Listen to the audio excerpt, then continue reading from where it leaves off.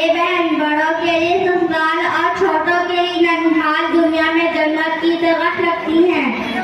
اچھا، تو آپ نانی کے گھر چلی گئی تھی، تبھی تو خوب روٹی تازی نظر آ رہی ہو۔ لگتا ہے نانا کی ساری کمائی تم ہی کھا رہی ہو۔ ایسا لگتا ہے تمہارے نانا بہت کنجوس آدمی ہے، اسی لیے تم دبلی اور پتلی نظر آ رہی ہو۔ اللہ مجھے اور میرے نانا کو تمہاری نظریں بد سے بچائے۔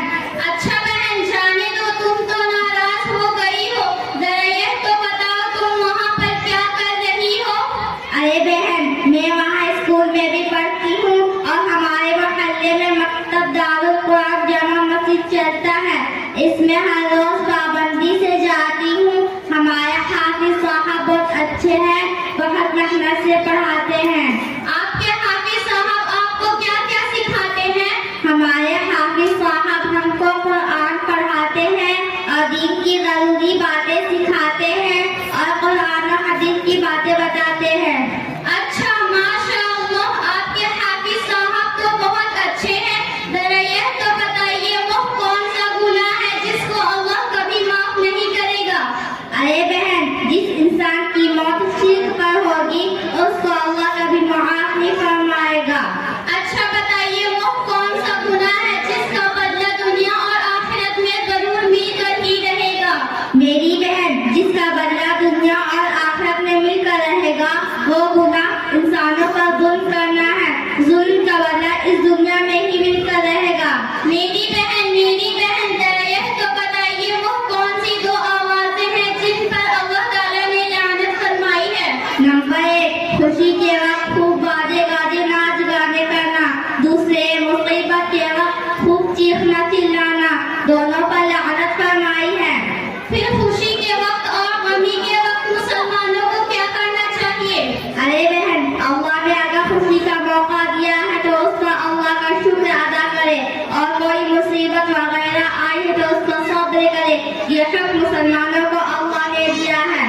اچھا، ایک بات اور بتا دیجیے، جو انسان بغیر علم کے لوگوں کو مسائل بتاتا ہے، لوگوں کو فتوے دیتا ہے، اس کا کیا حکم ہے؟ جو انسان بغیر علم کے لوگوں میں فتوے دیتا ہے اس کا فرشتے لعنت کرتے ہیں۔ سنا آپ نے، آج کل ہمارے یہاں مفتی بہت ہے، لعنت ان لوگوں کے لیے ہے۔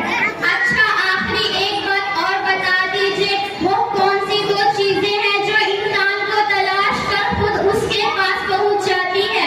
نمبر 1، موت ہے جو انسان کو خود تلاش کر کے پہنچ جاتی ہے۔ دوسرے، انسان کا رزق ہے، وہ اس کو تلاش کر کے پہنچ جاتی ہے۔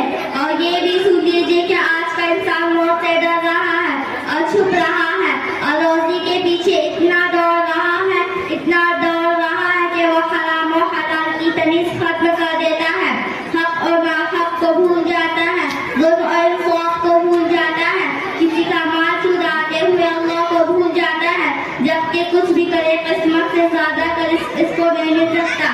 آیا آپ کو سمجھ میں؟ جی ہاں، آپ کی بات حق ہے، سچ ہے۔ پھر کیا ضرورت ہے کسی کا دل دکھا کر حاصل کرنے کی؟ پھر کیا ضرورت ہے جھوٹ بول کر حاصل کرنے کی، دھوکہ دے کر مال کمانے کی؟ پھر کیا ضرورت ہے کسی کا مال ہڑپ کرنے کی؟ پھر کیا ضرورت ہے سود کا پیسہ لے کر کاروبار کرنے کی؟ بے شک میری بہن، آپ نے بہت ہی پتے کی بات بتا دی۔ حقیقت میں ہمارا ایمان اگر مضبوط ہو جائے اور اس بات پر ہمارا ایمان جم جائے کہ تقدیر کا لکھا ہوا کوئی نہیں مٹا سکتا، تقدیر کا لکھا ہوا مل کر ہی رہے گا، تو ہماری ساری الجھنیں اور پریشانیاں دور ہو جائیں گی، نماز میں ہمارا دل لگے گا۔ واہ بہن واہ، آپ نے تو نانی کے گھر سے حد بھی بنا لی اور آخرت بھی بنا لی۔ اللہ تعالیٰ تم کو اس سے زیادہ ترقی عطا فرمائے، تمہارے علم میں برکت عطا فرمائے۔ میری بہن، یہ سب کچھ مجھے میری نانی کے گھر سے نہیں ملا ہے، بلکہ یہ باتیں مجھے مکتب دارالقرآن جامع مسجد کارا سے ملی ہے۔ یہ میرے استاد محترم کی محنت کا ثمرہ ہے۔ آپ سے بھی گزارش ہے کہ علم کے بعد اس مکتب میں داخلہ لینا اپنے آپ کو علم کے زیور سے